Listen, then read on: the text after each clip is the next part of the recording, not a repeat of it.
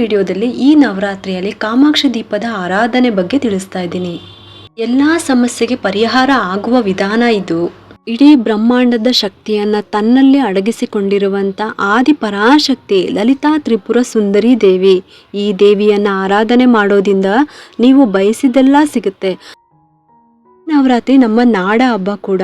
ಈ ನವರಾತ್ರಿನಲ್ಲಿ ಕೆಲವರು ಮನೆಯಲ್ಲಿ ಕಾಮಾಕ್ಷಿ ದೀಪ ಆರಾಧನೆ ಮಾಡೋದು, ಮತ್ತು ಅಖಂಡ ದೀಪದ ಆರಾಧನೆ ಮಾಡೋದು, ಇನ್ನು ಗೊಂಬೆಗಳನ್ನು ಕೂರಿಸ್ಬಿಟ್ಟು ದೇವಿಗೆ ಸೇವೆ ಸಲ್ಲಿಸೋದು, ಮತ್ತು ದೇವಸ್ಥಾನಕ್ಕೆ ಅಂದರೆ ಈ 9 ದಿನವೂ ಕೂಡ ದೇವಸ್ಥಾನಕ್ಕೆ ಹೋಗ್ಬಿಟ್ಟು ಕೂಡ ಅಲ್ಲೂ ಕೂಡ ನಿಂಬೆ ಹಣ್ಣಿನ ದೀಪ ಮತ್ತು ಬೆಲ್ಲದ ದೀಪ ಹಚ್ಚೋದು. ಈ ರೀತಿ ಒಬ್ಬೊಬ್ಬರು ಒಂದೊಂದು ರೀತಿಯಲ್ಲಿ ದೇವಿಗೆ ಸೇವೆ ಸಲ್ಲಿಸಬೇಕು ಅಂತ ಯೋಚನೆ ಮಾಡಿ ಇಟ್ಕೊಂಡಿರ್ತಾರೆ. ಇವಾಗ ಈ ಕಾಮಾಕ್ಷಿ ದೀಪದ ಆರಾಧನೆಯನ್ನ ಮನೆಯಲ್ಲಿ ನಾವು ಯಾವ ರೀತಿ ಸರಳವಾಗಿ ಮಾಡ್ಬೋದು ಅಂತ ಇವಾಗ ತಿಳಿಸ್ತಾ ಇದ್ದೀನಿ. ಈ ನವರಾತ್ರಿಯಲ್ಲಿ ಕಾಮಾಕ್ಷಿ ದೀಪ ಆರಾಧನೆ ಮಾಡೋದ್ರಿಂದ ಎಲ್ಲ ಸಮಸ್ಯೆಗೆ ಅಂದರೆ ನಮಗೆ ಏನೇನು ಸಮಸ್ಯೆ ಇರುತ್ತೋ ಅದಕ್ಕೆಲ್ಲ ಪರಿಹಾರ ಆಗುವ ವಿಧಾನ ಅಂತಲೇ ಹೇಳ್ಬೋದು ಇದು. ಈ ನವರಾತ್ರಿನಲ್ಲಿ ಲಲಿತಾ ಸಹಸ್ರನಾಮವನ್ನು ಪಾರಾಯಣ ಮಾಡೋದು, ಲಲಿತಾ ಸಹಸ್ರನಾಮವನ್ನು ಹೇಳೋದಿಕ್ಕೆ ಬರಲ್ಲ ಅಂತ ಅನ್ನೋರು ಲಲಿತಾ ಅಷ್ಟೋತ್ತರವನ್ನಾದರೂ ಹೇಳ್ಕೊಬೋದು. ಸಹಸ್ರನಾಮ ಅಂದರೆ ಲಲಿತಾದೇವಿಯ 1000 ಹೆಸರುಗಳು, ಅಷ್ಟೋತ್ತರ ಅಂತ ಅಂದರೆ 108 ಹೆಸರುಗಳು ಇರುವಂಥದ್ದು. ಅದರಲ್ಲಿ ನಿಮಗೆ ಯಾವುದು ಸುಲಭ ಆಗುತ್ತೋ ಅದನ್ನು ಮಾಡ್ಬೋದು. ಲಲಿತಾ ಸಹಸ್ರನಾಮ ಸ್ತೋತ್ರ ಪಾರಾಯಣ ಮಾಡೋದಕ್ಕೆ ಬರುತ್ತೆ ಅಂತ ಅನ್ನೋರು 9 ದಿನ ಕೂಡ ಈ ಸ್ತೋತ್ರ ಪಾರಾಯಣ ಮಾಡ್ತೀವಿ ಅಂತ ಸಂಕಲ್ಪ ಮಾಡಿಕೊಂಡು ಶುರು ಮಾಡಿ. ತುಂಬಾ ಒಳ್ಳೆಯದಾಗುತ್ತೆ. ಇದನ್ನ ಬೆಳಗಿನ ಬ್ರಾಹ್ಮಿ ಮುಹೂರ್ತದಲ್ಲಿ ನವರಾತ್ರಿ ಸಮಯದಲ್ಲಿ ಅಗ್ನಿಹೋತ್ರ ಮಾಡಿಬಿಟ್ಟು ಲಲಿತಾ ಸಹಸ್ರನಾಮ ಪಾರಾಯಣ ಮಾಡೋದು, ಜೊತೆಗೆ ಆ ದಿನದ ಕಥೆಯನ್ನು ಓದೋದು, ಈ ಥರದ್ದೆಲ್ಲ ನಡೀತಾ ಇರುತ್ತೆ. ನವರಾತ್ರಿಯಲ್ಲಿ ಮಾಡುವ ಕಾಮಾಕ್ಷಿ ದೀಪದ ಆರಾಧನೆ ಬಗ್ಗೆ ಇವತ್ತಿನ ವಿಡಿಯೋದಲ್ಲಿ ನಾನು ನಿಮಗೆ ತಿಳಿಸ್ತಾ ಇದ್ದೀನಿ. ತುಂಬಾನೇ ಅಧಿಕ ಫಲ ಸಿಗುವಂಥ ಪೂಜೆ. ಎಲ್ಲರೂ ಮನೆಯಲ್ಲೂ ಗೊಂಬೆ ಕೂರಿಸೋದು ಅಥವಾ ನವಧಾನ್ಯಗಳನ್ನು ಹಾಕಿಬಿಟ್ಟು ಪೈರನ್ನು ಬೆಳೆಸೋದು, ಅದರಲ್ಲೂ 9 ದಿನ ತುಂಬಾನೇ ಮಡಿಯಿಂದ ಪೂಜೆ ಮಾಡಬೇಕು. ಆದರೆ ನವರಾತ್ರಿ ಆಚರಣೆಯನ್ನು ಮಾಡಲೇಬೇಕು, ಪ್ರತಿಯೊಬ್ಬರೂ ಕೂಡ ಮಾಡಲೇಬೇಕು. ತುಂಬಾನೇ ಸರಳವಾದಂಥ ವಿಧಾನನ ತಿಳಿಸ್ತಾ ಇದ್ದೀನಿ ನಾನು ನಿಮಗೆ. ಕೆಲ್ಸಕ್ಕೆ ಹೋಗೋರು ಬೆಳಗ್ಗೆ ಹೊತ್ತು ಮಾಡ್ಬೋದು, ಇನ್ನು ಮನೆಯಲ್ಲಿರೋ ಹೆಣ್ಮಕ್ಳು ಹೌಸ್ ವೈಫ್ಗಳು ಸಂಜೆ ಹೊತ್ತು ಮಾಡ್ಬೋದು. ನವರಾತ್ರಿ ಪೂಜೆನ ಸಂಜೆ ಹೊತ್ತೇ ಮಾಡೋದು, ಆದರೂ 2 ಹೊತ್ತು ಕೂಡ ಪೂಜೆ ಮಾಡೋದು ತುಂಬಾ ಒಳ್ಳೆಯದು. ಲಲಿತಾ ಸಹಸ್ರನಾಮ ಸ್ತೋತ್ರ ಹೇಳೋದಕ್ಕೆ ಬರಲ್ಲ ಅಂತ ಅನ್ನೋರು ಕೇಳ್ಬೋದು, ಅಥವಾ ಲಲಿತಾ ಅಷ್ಟೋತ್ತರವನ್ನು ಮಾಡ್ಕೋಬೋದು. ಯಾರೂ ಕೂಡ ನಮಗೆ ಬರೋದಿಲ್ಲ ಅಂತ ಸುಮ್ಮನೆ ಆಗಬೇಡಿ. ಲಲಿತಾ ಸಹಸ್ರನಾಮದಲ್ಲಿ ಇರುವಂಥ ಅದ್ಭುತ ಶಕ್ತಿ ನಾವು ಬೇಡಿದ್ದನ್ನೆಲ್ಲ ಕೊಡುತ್ತೆ. ನಾವು ಶ್ರದ್ಧಾ ಭಕ್ತಿಯಿಂದ ಮಾಡಬೇಕು ಅಷ್ಟೇ. ನವರಾತ್ರಿಯಲ್ಲಿ ಪ್ರತಿದಿನ ಯಾವ ಬಣ್ಣದ ಬಟ್ಟೆನ ಹಾಕೋಬೇಕು, ಹಾಗೆ ದೇವಿಯರಿಗೆ ಯಾವ ನೈವೇದ್ಯವನ್ನು ಇಡಬೇಕು, ದೇವಿಯರ ಕಥೆಗಳು, ಇದೆಲ್ಲ ಕೂಡ ನಾನು ಆಲ್ರೆಡಿ ವಿಡಿಯೋ ಮಾಡಿ ಶೇರ್ ಮಾಡಿದ್ದೀನಿ. ಇನ್ನೂ ಕೆಲವರು ಕಾಮಾಕ್ಷಿ ದೀಪ ಹಚ್ಚುವಂಥ ಪದ್ಧತಿ ಇಲ್ಲ ಅಂತ ಹೇಳೋರು 2 ಬೆಳ್ಳಿ ದೀಪನ ತೊಗೊಂಡ್ಬಿಟ್ಟು ಅಥವಾ 2 ಮಣ್ಣಿನ ದೀಪ ಆದರೂ ಸರಿಯೇ, ಆ ದೀಪಗಳಿಗೆ ಎಳ್ಳೆಣ್ಣೆ ಅಥವಾ ಸಾಸಿವೆ ಎಣ್ಣೆ ಅಥವಾ ತುಪ್ಪ ಇದೆಲ್ಲ ಹಾಕ್ಬಿಟ್ಟು ನೀವು ದೀಪವನ್ನು ಹಚ್ಕೋಬೋದು. ಅಂದರೆ ಯಾವುದಾದ್ರೂ ಒಂದು ಎಣ್ಣೆನ ಹಾಕ್ಬಿಟ್ಟು ನೀವು ದೀಪವನ್ನು ಹಚ್ಕೋಬೋದು. ಇಲ್ಲ ಅಂದರೆ ನೀವು ದೀಪಕ್ಕೆ ಯಾವ ಎಣ್ಣೆನ ಹಾಕ್ಬಿಟ್ಟು ದೀಪನ ಹಚ್ತೀರೋ ಅದೇ ಎಣ್ಣೆ ಕೂಡ ಹಾಕ್ಬಿಟ್ಟು ನೀವು ದೀಪವನ್ನು ಹಚ್ಕೋಬೋದು. ಯಾರಾದರೂ ಈಗ ಹೊಸದಾಗಿ ದೀಪನ ತೊಗೊಂಡು ನವರಾತ್ರಿನಲ್ಲಿ ಹಚ್ಬೋದಾ ಅಂತ ಅಂದರೆ ಖಂಡಿತವಾಗ್ಲೂ ಹಚ್ಬೋದು. ಆದರೆ ಮಹಾಲಯ ಅಮಾವಾಸ್ಯೆ ಆದಮೇಲೆ ತೊಗೊಳ್ಳಿ. ಭಾನುವಾರ ಅಂದರೆ ಇವತ್ತಿನ ದಿನ ಮಹಾಲಯ ಅಮಾವಾಸ್ಯೆ ಇದೆ, ಈ ದಿನ ಬೇಡ. ನೀವು ಸೋಮವಾರ ಬೆಳಗ್ಗೆ ದೀಪನ ತೊಗೊಂಡು ಚೆನ್ನಾಗಿ ತೊಳೆದ್ಬಿಟ್ಟು ಸಂಜೆಗೆ ದೀಪನ ಹಚ್ಬೋದು. ಹಾಗೆಯೇ ನಾವು ನವರಾತ್ರಿಗೆ ಕಂಟಿನ್ಯೂ ಮಾಡ್ಕೊಂಡು ಹೋಗ್ಬೋದು. ಆದರೆ ಪಿತೃಪಕ್ಷದಲ್ಲಿ ದೀಪಗಳನ್ನು ತಗೊಳ್ಳೋದಕ್ಕೆ ಹೋಗಬೇಡಿ. ಅಮಾವಾಸ್ಯೆ ಮುಗಿದ ಮೇಲೆ ದೀಪನ ತಗೊಳ್ಳಿ. ಸೆಪ್ಟೆಂಬರ್ 22ನೇ ತಾರೀಕಿನಿಂದ ನವರಾತ್ರಿ ಪ್ರಾರಂಭ ಆಗ್ತಾ ಇದೆ. ಬೆಳಗ್ಗೆ 6 ಗಂಟೆ 10 ನಿಮಿಷದಿಂದ 10 ಗಂಟೆ 15 ನಿಮಿಷದ ತನಕ ಒಳ್ಳೆಯ ಶುಭ ಮುಹೂರ್ತ ಇರುತ್ತೆ. ಈ ಸಮಯದಲ್ಲಿ ನೀವು ಪೂಜೆನ ಪ್ರಾರಂಭ ಮಾಡ್ಕೊಳ್ಳಿ. ಆದರೆ ಮನೆಯಲ್ಲಿ ಬೆಳಗ್ಗೆ ಬೇಗ ಎದ್ದು ಮನೆಯೆಲ್ಲ ಗುಡಿಸಿ ಒರೆಸಿ ಮನೆ ಕ್ಲೀನ್ ಮಾಡ್ಕೊಂಡ್ಬಿಟ್ಟು ತಲೆಗೆ ಸ್ನಾನ ಮಾಡಿಕೊಂಡು ಪೂಜೆಗೆ ಸಿದ್ಧತೆನ ಮಾಡ್ಕೊಳ್ಳಿ. ಸಮಯದಲ್ಲಿ ಕಳಶವನ್ನು ಇಟ್ಬಿಟ್ಟು ಮನೆಯಲ್ಲಿ ಕಳಶ ಇಟ್ಬಿಟ್ಟು ಎಲ್ಲನೂ ಕೂಡ ರೆಡಿ ಮಾಡಿ ಇಟ್ಕೊಳ್ಳಿ. ಬೆಳಗ್ಗೆ ಸಿಂಪಲ್ ಆಗಿ ದೇವ್ರ ದೀಪ ಹಚ್ಕೊಳ್ಳಿ. ನೀವು ಪೂಜೆನ ಮಾಡ್ಕೋಬಹುದು. ಸಂಜೆಗೆ ಆ ದಿನದ ಬಣ್ಣ ಅಂದರೆ ಬಿಳಿ ಬಣ್ಣ. ಮೊದಲನೇ ದಿನ ಶೈಲಪುತ್ರಿಯ ಆರಾಧನೆ. ಕಾಮಾಕ್ಷಿ ದೀಪವನ್ನು ತೊಳೆದ್ಬಿಟ್ಟು ಗಂಧ, ಅರಿಶಿನ, ಕುಂಕುಮ ಎಲ್ಲನೂ ಕೂಡ ಹಚ್ಚಬೇಕು. ಉತ್ತರ ಅಥವಾ ಪೂರ್ವಾಭಿಮುಖವಾಗಿ ತಿರುಗಿಸಿ ಇಡಬೇಕು. ಅಂದರೆ ದೀಪದ ಮುಖ ಉತ್ತರ ಅಥವಾ ಪೂರ್ವಾಭಿಮುಖವಾಗಿ ತಿರುಗಿಸಿ ಇಡಬೇಕು. ನಿಮ್ಮ ದೇವ್ರ ಮನೆ ಮತ್ತು ನಿಮ್ಮ ಮನೆಯ ಮೇನ್ ಡೋರ್ ಯಾವ ದಿಕ್ಕಿಗೆ ಇದ್ರೂ ಪರವಾಗಿಲ್ಲ, ಕಾಮಾಕ್ಷಿ ದೀಪ ಮಾತ್ರ ಉತ್ತರಕ್ಕೆ ತಿರುಗಿಸಿ ಇಡಬೇಕು. ದೀಪ ಇಡುವಂಥ ಜಾಗವನ್ನು ಒರೆಸ್ಬಿಟ್ಟು ಅಲ್ಲಿ ಒಂದು ಅಷ್ಟದಳ ಪದ್ಮ ರಂಗೋಲಿನ ಹಾಕಿ ದೀಪದ ಕೆಳಗಡೆ ಹಾಕ್ಬಿಡಿ. ದೀಪದ ಮುಂಭಾಗದಲ್ಲಿ ಹಾಕಬೇಕು. ಇದು ಯಾಕೆ ಹೇಳ್ತಾ ಇದ್ದೀನಿ ಅಂತ ಅಂದರೆ, ಮೊದಲನೇ ದಿನ ದೀಪ ಇಟ್ಮೇಲೆ ಅದನ್ನು ಕದಲಿಸೋ ಹಾಗಿಲ್ಲ, ಮತ್ತು ತೆಗಿಯೋಂಗೂ ಇಲ್ಲ, ಮತ್ತು ತೊಳೆಯೋಂಗೂ ಇಲ್ಲ, ಈ ರೀತಿ ಮಾಡೋ ಹಾಗೆ ಇಲ್ಲ. ಪ್ರತಿದಿನ ಬೇರೆ ಹೂ ಇಡಬೇಕು, ಪ್ರತಿದಿನ ಬತ್ತಿನ ಚೇಂಜ್ ಮಾಡಬೇಕು ಅಷ್ಟೇ. ಎಣ್ಣೆ ಹಾಕಿರುವ ಬತ್ತಿನ ತೆಗೆದ್ಬಿಟ್ಟು ಹೊಸ ಬತ್ತಿನ ಹಾಕಬೇಕು. ಎಣ್ಣೆ ಅಥವಾ ತುಪ್ಪ ಹಾಕ್ಬೋದು. ಪ್ರತಿದಿನ ದೀಪ ಹಚ್ಚಲೇಬೇಕು. ಹಾಗಾಗಿ ರಂಗೋಲಿ ಕೂಡ ಅಷ್ಟೇ. ದೀಪದ ಮುಂದೆ ನೀವು ರಂಗೋಲಿನ ಹಾಕಿದ್ರೆ ನಿಧಾನವಾಗಿ ರಂಗೋಲಿನ ಮಾತ್ರ ಒರೆಸ್ಬಿಟ್ಟು ಪ್ರತಿದಿನ ಬೇರೆ ಬೇರೆ ರಂಗೋಲಿನ ಹಾಕೋಬೋದು. ಈ ರೀತಿ ನೀವು ಮಾಡ್ಕೋಬೋದು. ಅಥವಾ ದೇವ್ರ ಮನೆ ಚಿಕ್ಕದು, ದೇವ್ರ ಮನೆ ಇಲ್ಲ ಅಂತ ಅನ್ನೋರು ಒಂದು ಪ್ಲೇಟ್ನಲ್ಲಿ ದೀಪನ ಇಡ್ಬೋದು. ಅದನ್ನು ಕದಲಿಸೋ ಹಾಗಿಲ್ಲ, ಹಾಗೇನೆ ಇಟ್ಬಿಡಿ.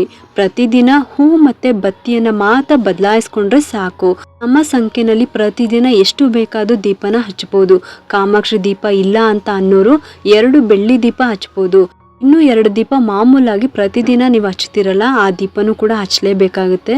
ಆ 2 ದೀಪ ಬಿಟ್ಟು ನಾವು ಸಪ್ರೇಟಾಗಿ ನವರಾತ್ರಿನಲ್ಲಿ ದೀಪ ಇಡಬೇಕು. ಇದನ್ನು ದುರ್ಗಾದೇವಿಯ ದೀಪ ಅಂತಲೂ ಅನ್ಬೋದು. ಹಾಗಾಗಿ ಸಪ್ರೇಟಾಗಿ ಇನ್ನೂ 2 ದೀಪ ಹಚ್ಚಿ, ಕಾಮಾಕ್ಷಿ ದೀಪ ಹಚ್ಚಿದ್ರೂ ಕೂಡ ಸಾಕು. ಎಣ್ಣೆ ಅಥವಾ ತುಪ್ಪ ಯಾವ್ದು ಬೇಕಾದರೂ ಹಾಕ್ಬಿಟ್ಟು ನೀವು ದೀಪವನ್ನು ಹಚ್ಕೋಬೋದು. 2 ಎಳೆ ಬತ್ತಿನ ಹಾಕಬೇಕು. ಪ್ರತಿದಿನ ಹೂ ಮತ್ತು ಬತ್ತಿನ ಬದಲಾಯಿಸ್ತಾ ಇರಬೇಕು. ಪ್ರತಿದಿನ ಸಂಜೆ 6 ಗಂಟೆ ಸರಿಯಾಗಿ ಪೂಜೆನ ಶುರು ಮಾಡ್ಕೋಬೇಕಾಗತ್ತೆ. ಕೆಲಸಕ್ಕೆ ಹೋಗೋರು ಬೆಳಗ್ಗೆನೆ ಮಾಡ್ಕೋಬೋದು. ಬೆಳಗ್ಗೆ 5 ಗಂಟೆಯಿಂದಲೂ ಕೂಡ ನೀವು ನವರಾತ್ರಿ ಪೂಜೆನ ಮಾಡ್ಕೋಬೋದು. ಮನೆಯಲ್ಲಿರುವಂಥ ಹೆಣ್ಮಕ್ಳು ಸಂಜೆ 6 ಗಂಟೆ ಮೇಲೆ ನೀವು ಪೂಜೆ ಮಾಡ್ಕೋಬೋದು. ನೀವು ಕೂಡ ಆ ದಿನದ ಬಣ್ಣದ ಸೀರೆನ ಉಟ್ಕೋಬೇಕಾಗುತ್ತೆ. ಇನ್ನು ಬೆಳಗ್ಗೆ ಸ್ನಾನ ಮಾಡಿರ್ತೀವಿ, ಹಾಗೆಯೇ ಸಂಜೆನೂ ಕೂಡ ಸ್ನಾನ ಮಾಡಬೇಕಾ ಅಂತ ಅಂದರೆ ಆ ಥರ ಏನೂ ಇಲ್ಲ. ಕೈಕಾಲು ಮುಖ ತೊಳ್ಕೊಂಬಿಟ್ಟು ಆ ದಿನದ ಬಣ್ಣದ ಸೀರೆನ ಉಟ್ಕೊಂಬಿಟ್ಟು ಆ ದಿನದ ನೈವೇದ್ಯವನ್ನು ಮಾಡಿ ನೀವು ಪೂಜೆನ ಮಾಡ್ಕೋಬೋದು. ಕೆಲವರು ಸಣ್ಣದಾಗಿರುವಂಥ ದೀಪಗಳನ್ನು ಇಟ್ಕೊಂಡಿರ್ತಾರೆ, ಇನ್ನು ಕೆಲವರು ದೊಡ್ಡದಾಗಿರುವ ದೀಪಗಳನ್ನು ಇಟ್ಕೊಂಡಿರ್ತಾರೆ. ಹಾಗೆಯೇ ರಾತ್ರಿ ಪೂರ್ತಿ ಹುರಿಬೇಕು ಅಂತ ಏನೂ ಇಲ್ಲ. ಇದನ್ನು ನಾವು ಅಖಂಡ ದೀಪ ಥರ ಹಚ್ತಾ ಇಲ್ಲ. ಇದು ಬರೀ ಕಾಮಾಕ್ಷಿ ದೀಪಾರಾಧನೆ ಅಷ್ಟೇ ಮಾಡ್ತಾ ಇರೋದು. ಅದಕ್ಕೋಸ್ಕರ ದೀಪದಲ್ಲಿ ಎಣ್ಣೆ ಅಥವಾ ತುಪ್ಪ ಇರೋ ತನಕ ಉರಿಯುತ್ತೆ. ಆಮೇಲೆ ಅದು ತಂತಾನೇ ಶಾಂತವಾಗುತ್ತೆ. ರಾತ್ರಿ ಪೂರ್ತಿ ದೀಪ ಉರಿತಾನೆ ಇರಬೇಕು ಅಂತ ಏನೂ ಇಲ್ಲ. ಅವಾಗವಾಗ ಎಣ್ಣೆ ಹಾಕಬೇಕು, ತುಪ್ಪ ಹಾಕಬೇಕು ಅಂತಲೂ ಕೂಡ ಏನೂ ಇಲ್ಲ. ಒಂದ್ಸಲ ಸಂಜೆ ಹೊತ್ತು ನೀವು ಪೂಜೆ ಮಾಡುವಾಗ ಎಣ್ಣೆ ಅಥವಾ ತುಪ್ಪ ಹಾಕಿ ದೀಪ ಹಚ್ಚಿದ್ರೆ ಸಾಕು. ಆದರೆ ನೀವು ಈ ರೀತಿ ಕಾಮಾಕ್ಷಿ ದೀಪಾರಾಧನೆ ಮಾಡ್ತೀರಾ ಅಂತ ಸಂಕಲ್ಪ ಮಾಡಿಕೊಂಡ್ರೆ ಎಷ್ಟು ದಿನ ಮಾಡ್ತೀರಾ ಅಂತ ಸಂಕಲ್ಪ ಮಾಡ್ಕೊಳ್ಳಿ. 3 ದಿನ, 5 ದಿನ, 8 ದಿನ, 9 ದಿನ ಮಾಡಲೇಬೇಕು. ಮತ್ತು ಈ ದೀಪಾರಾಧನೆ ಮಾಡುವಂಥ ಸಮಯದಲ್ಲಿ ನಾನ್ ವೆಜ್ಜನ್ನು ತಿನ್ನಬಾರ್ದು. ಹಾಗೆ ಬ್ರಹ್ಮಚರ್ಯವನ್ನು ಪಾಲಿಸಲೇಬೇಕು. ನವರಾತ್ರಿಯಲ್ಲಿ ಇದು ಕಡ್ಡಾಯ, ಇದು ಪಾಲಿಸಲೇಬೇಕು. ಮನೆಯಲ್ಲಿರೋರಿಗೆ ನಾನ್ ವೆಜ್ಜನ್ನು ಮಾಡ್ಕೊಳ್ಬೋದು. ಯಾರು ದೀಪ ಹಚ್ತಿರೋ ಅವ್ರು ಮಾತ್ರ ನಾನ್ ವೆಜ್ಜನ್ನು ತಿನ್ನಬಾರ್ದು. ಉಪವಾಸ ಮಾಡೋರು ಅದು ನಿಮ್ಮಿಷ್ಟ. ನಿಮ್ಮ ದೇಹಸ್ಥಿತಿನ ನೋಡ್ಕೊಂಡ್ಬಿಟ್ಟು ನೀವು ಮಾಡ್ಕೋಬೋದು. ಗರ್ಭಿಣಿ ಸ್ತ್ರೀಯರು, ಬಾಣಂತಿಯರು ಕೂಡ ಮಾಡ್ಬೋದು. ತುಂಬಾ ಸರಳವಾದಂಥ ವಿಧಾನದ ಪೂಜೆ ಇದು. ಕಾಮಾಕ್ಷಿ ದೀಪನ ಹಚ್ಚಿದ ಮೇಲೆ ಸಂಕಲ್ಪ ಮಾಡ್ಕೊಳ್ಳಿ. ಗಣಪತಿಗೆ ಗರಿಕೆ, ಕೆಂಪು ಹೂನ ಇಟ್ಬಿಟ್ಟು ಸಂಕಲ್ಪವನ್ನು ಮಾಡ್ಕೊಳ್ಳಿ. ಕೈಯಲ್ಲಿ ಹೂ ಅಕ್ಷತೆನ ಇಟ್ಕೊಳ್ಳಿ, ಸಂಕಲ್ಪವನ್ನು ಮಾಡ್ಕೊಳ್ಳಿ. ಸಂಕಲ್ಪದ ಮಂತ್ರವನ್ನು ಡಿಸ್ಕ್ರಿಪ್ಷನ್ ಬಾಕ್ಸಲ್ಲೂ ಕೂಡ ಕೊಟ್ಟಿರ್ತೀನಿ, ಅದನ್ನು ಒಂದ್ಸಲಿ ಚೆಕ್ ಮಾಡಿ ನೋಡಿ. ಹೇಳೋಕ್ಕೆ ಬರೋರು ಈ ಮಂತ್ರವನ್ನು ಹೇಳ್ಕೊಳ್ಳಿ. ಇನ್ನು ಹೇಳೋದಕ್ಕೆ ಬರಲ್ಲ ಅಂತ ಅನ್ನೋರು ನಿಮ್ಮ ಮನೆ ದೇವ್ರನ್ನ ಮತ್ತು ದುರ್ಗಾದೇವಿಯನ್ನು ಸ್ಮರಣೆ ಮಾಡ್ಕೊಳ್ತಾ ಈ ನವರಾತ್ರಿಯಲ್ಲಿ ಯಥಾಶಕ್ತಿ ಕಾಮಾಕ್ಷಿ ದೀಪಾರಾಧನೆ ಮತ್ತು ಲಲಿತಾದೇವಿಯ ಆರಾಧನೆ ಮಾಡ್ತಾ ಇದ್ದೀನಿ. ನನ್ನ ಸೇವೆನ ಸ್ವೀಕರಿಸಮ್ಮ, ನಮಗೆ ಆಶೀರ್ವಾದ ಮಾಡಿ ಅಂತ ಕೇಳಿಕೊಂಡು ನಿಮ್ಮ ಬೇಡಿಕೆ ಏನಿದೆಯೋ ಅದನ್ನು ಅಮ್ಮನವರ ಹತ್ರ ಹೇಳಿಕೊಂಡು ಹೂ ಮತ್ತು ಅಕ್ಷತೆಯನ್ನು ಗಣಪತಿ ಮುಂದೆ ಹಾಕಬೇಕು. ಮೊದಲು ಗಣಪತಿಯ ಮಂತ್ರ ಸ್ತೋತ್ರವನ್ನು ಹೇಳ್ಕೋಬೇಕು. ನಿಮಗೆ ಗೊತ್ತಿರುವಂಥ ಯಾವುದೇ ಗಣಪತಿ ಮಂತ್ರಗಳನ್ನು ಹೇಳ್ಕೋಬೋದು. ಆಮೇಲೆ ಲಲಿತಾ ಅಷ್ಟೋತ್ತರ ಅಥವಾ ಲಲಿತಾ ಸಹಸ್ರನಾಮ ಅಥವಾ ಲಲಿತಾ ಸಹಸ್ರನಾಮ ಸ್ತೋತ್ರ ಪಾರಾಯಣ ಮಾಡಬೇಕು.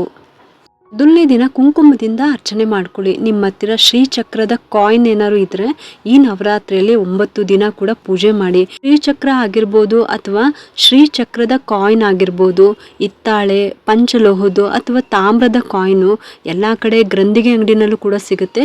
ಸಾಧ್ಯವಾದರೂ ತಗೋಬೋದು. ನಾಳೆ ಒಂದು ಪ್ಲೇಟ್ ಇಟ್ಕೋಬೇಕು. 2 ವಿಳ್ಯದೆಲೆ ಇಟ್ಕೊಳ್ಳಿ. ಎಲೆಯ ತೊಟ್ಟು ದೇವ್ರ ಕಡೆ ಇರಬೇಕು, ತುದಿ ನಮ್ಮ ಕಡೆ ಇರಬೇಕು. ಆ ರೀತಿ ಇಟ್ಕೋಬೇಕು. ಅದ್ರ ಮೇಲೆ ಈಗ ನಾನು ಹೇಳಿದಂಥ ಹಿತ್ತಾಳೆ ಕಾಯಿನ್ನ ಇಡಬೇಕು. ನಿಮಗೆ ಈ ಕಾಯಿನ್ ಸಿಕ್ಕಿಲ್ಲ ಅಂತ ಅಂದರೆ ಅಮ್ಮನವರ ವಿಗ್ರಹ ಇದ್ದರೆ ಅಥವಾ ಲಕ್ಷ್ಮೀ ವಿಗ್ರಹ ಇದ್ರೂ ಕೂಡ ಇಟ್ಕೋಬೋದು.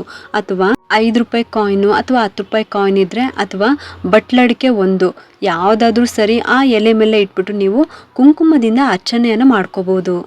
9 ದಿನ ಬೇಕಾದರೂ ಮಾಡ್ಬೋದು ಅಥವಾ 1 ದಿನ ಕೂಡ ಮಾಡ್ಬೋದು, ಅಥವಾ ಈ ನವರಾತ್ರಿಯಲ್ಲಿ 3 ದಿನ 5 ದಿನ ಕೂಡ ಮಾಡ್ಕೋಬೋದು. ಈ ನವರಾತ್ರಿಯಲ್ಲಿ 9 ದಿನ ಕೂಡ ಕುಂಕುಮದಿಂದ ಅರ್ಚನೆ ಮಾಡಿ ಅದನ್ನು ಒಂದು ಬಾಕ್ಸ್ನಲ್ಲಿ ಎತ್ತಿಟ್ಕೊಳ್ಳಿ. ಪ್ರತಿದಿನ ಮನೆಯವರೆಲ್ಲರೂ ಕೂಡ ಇದನ್ನು ಹಣೆಗೆ ಇಟ್ಕೊಂಡು ಹೋಗಬೇಕು. ಯಾವುದೇ ಕೆಟ್ಟ ದೃಷ್ಟಿ ದುಷ್ಟ ಶಕ್ತಿಗಳ ಪ್ರಭಾವ ಬೀರೋದಿಲ್ಲ.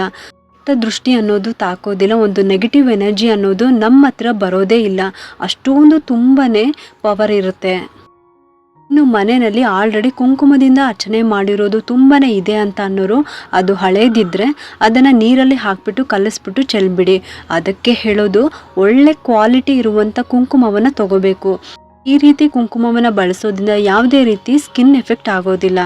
ಯಾವಾಗಲೂ ಅಷ್ಟೇ ಅರಿಶಿಣದಿಂದ ಮಾಡಿರುವಂಥ ಕುಂಕುಮವನ್ನು ಬಳಸಬೇಕು.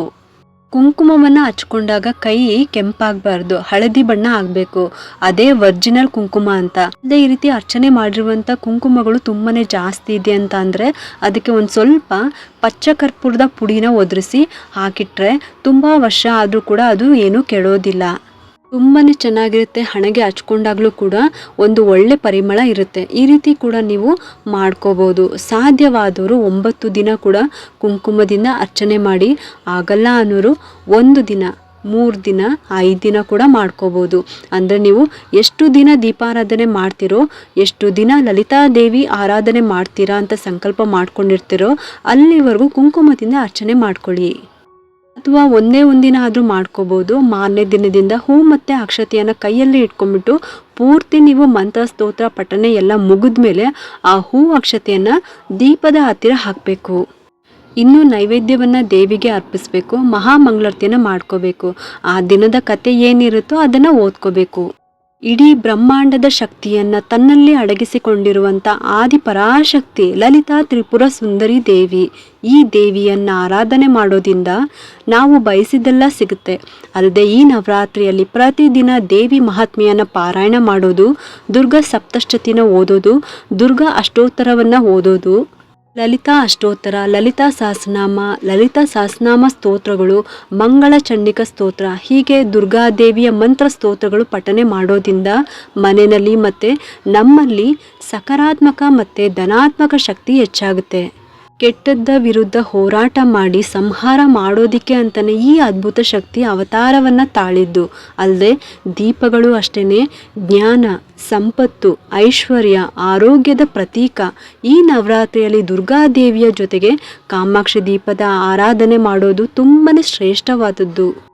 ಇಷ್ಟು ಕೂಡ ನವರಾತ್ರಿ 9 ದಿನಗಳು ಕೂಡ ಕಾಮಾಕ್ಷಿ ದೀಪದ ಆರಾಧನೆ ಮಾಡೋದು ಯಾವ ರೀತಿ ಅಂತ ತಿಳಿಸ್ಕೊಟ್ಟಿದ್ದೀನಿ. ಹಾಗೆಯೇ ಲಲಿತಾ ಸಹಸ್ರನಾಮವನ್ನು ಸಂಕಲ್ಪ ಮಾಡ್ಕೊಂಬಿಟ್ಟು ಪಾರಾಯಣ ಮಾಡುವಂಥ ವಿಚಾರವನ್ನು ಕೂಡ ತಿಳಿಸ್ಕೊಟ್ಟಿದ್ದೀನಿ. ನಿಮಗೆಲ್ಲರಿಗೂ ಈ ಒಂದು ವಿಡಿಯೋ ಇಷ್ಟ ಆಗಿದ್ರೆ ಒಂದು ಲೈಕ್ ಮಾಡಿ, ಶೇರ್ ಮಾಡಿ ಮತ್ತು ಸಬ್ಸ್ಕ್ರೈಬ್ ಮಾಡಲು ಮರಿಬೇಡಿ. ಏಕೆಂದರೆ ನೀವು ಮಾಡೋ ಒಂದು ಸಬ್ಸ್ಕ್ರೈಬಿಂದ ನಮ್ಮಂತಹ ಸಣ್ಣ ಸಣ್ಣ ಚಾನಲ್ಸ್ಗೆ ಒಂದು ಸಪೋರ್ಟ್ ಮಾಡ್ದಂಗೆ ಆಗುತ್ತೆ. ಮತ್ತೆ ಸಿಗ್ತೀನಿ ಮುಂದಿನ ಹೊಸ ವಿಡಿಯೋದೊಂದಿಗೆ ಅಂತ ಹೇಳ್ತಾ ಈ ವಿಡಿಯೋನ ಮುಗಿಸ್ತಾ ಇದ್ದೀನಿ. ಸರ್ವೇ ಜನ ಸುಖಿನೋ ಭವಂತು.